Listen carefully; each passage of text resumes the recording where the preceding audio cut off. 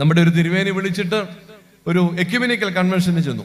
കുറച്ച് നാളുകൾ മുമ്പാണ്, 2-3 വർഷം മുമ്പാണ്. 5ാമത്തെ ദിവസം വൈകിട്ടത്തെ കൺവെൻഷൻ കഴിഞ്ഞു. പ്രിയപ്പെട്ടവർ, ഞങ്ങൾ വളരെ അവിടുന്ന് നേരെ ആ ഒരു ഫ്ലാറ്റിലേക്ക് വന്നു.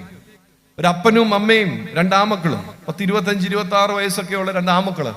ഞങ്ങൾ ചെന്ന പാടെ പ്രാർത്ഥിച്ചു, ഭക്ഷണത്തിന് വന്നു. അവിടുത്തെ അങ്കിളിന്റെ ഒരു പ്രത്യേകതയുണ്ട്. അങ്കിൾ, ഞാൻ പറയാം, ഈ CD പ്ലെയറും MP3 പ്ലെയറും തമ്മിലുള്ള CD MP3 പ്ലെയറും വ്യത്യാസമില്ല. CD എന്ന് പറഞ്ഞാൽ ഒരു 10-12 പാട്ട് കഴിയുമ്പോൾ അങ്ങ് നിൽക്കും. MP3 അങ്ങനെയല്ല, പാടിക്കൊണ്ടേ ഇരിക്കുക. അങ്കിളൊരു MP3 പ്ലെയർ ആണ് എന്ന് പറഞ്ഞാൽ സംസാരം നിർത്തുന്നില്ല. വലിയ വലിയ ഇന്റർനാഷണൽ കാര്യങ്ങളൊക്കെ എന്നോട് ഡിസ്കസ് ചെയ്തുകൊണ്ടിരിക്കുക. പ്രിയപ്പെട്ടവർ, അങ്ങനെയുള്ള ഒരു അങ്കിളാണ്. എന്നാൽ ആന്റി അതിനും കൂടി ഒന്നും മിണ്ടുന്നില്ല. എന്നേലും ചോദിച്ചാൽ അന്നേരം ഉവ്വ, അതിനപ്പുറം ഈ ആന്റി മിണ്ടുന്നില്ല. ഞാൻ ഓർത്ത് സ്വാഭാവികമാണ്, ഇങ്ങനെയുള്ള ഒരു മനുഷ്യന്റെ കൂടെ 10-25 വർഷം ജീവിച്ചു കഴിയുമ്പോൾ സ്വാഭാവികമായിട്ടും അന്തർമുഖിയായി പോയില്ലെങ്കിൽ അത്ഭുതമുള്ളൂ എന്നാണ് ഞാൻ ചിന്തിച്ചത്. 2 ആമക്കള്. അപ്പൊ ഇവര് 4 പേരും കൂടെ നിന്ന് വലിയ സന്തോഷത്തോടെ ഭക്ഷണം വിളമ്പി തരുന്നു. സത്യം പറഞ്ഞാൽ അവിടുത്തെ ഭക്ഷണം എനിക്ക് ഭയങ്കരമായിട്ട് അങ്ങ് ഇഷ്ടപ്പെട്ടു.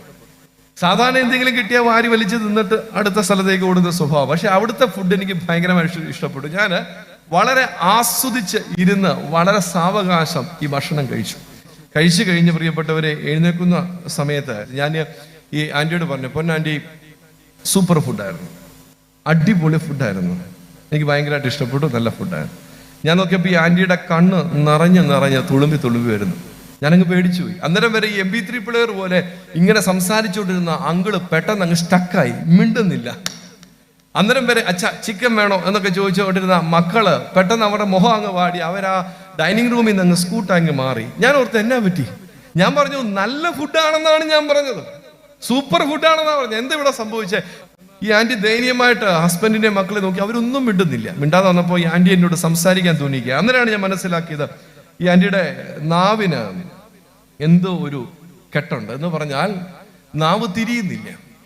ഒരു 10-15-20 മിനിറ്റും കൊണ്ട് വളരെ സ്ട്രെയിൻ എടുത്ത് ആന്റി കരഞ്ഞുകൊണ്ട് പറഞ്ഞ കാര്യം കുറെയൊക്കെ എനിക്ക് മനസ്സിലായി, കുറെയൊക്കെ എനിക്ക് എൻ്റെ ഊഹത്തിൽ നിന്നും എനിക്ക് മനസ്സിലായ സംഭവമാണ്. അച്ഛാ, 4 കൊല്ലം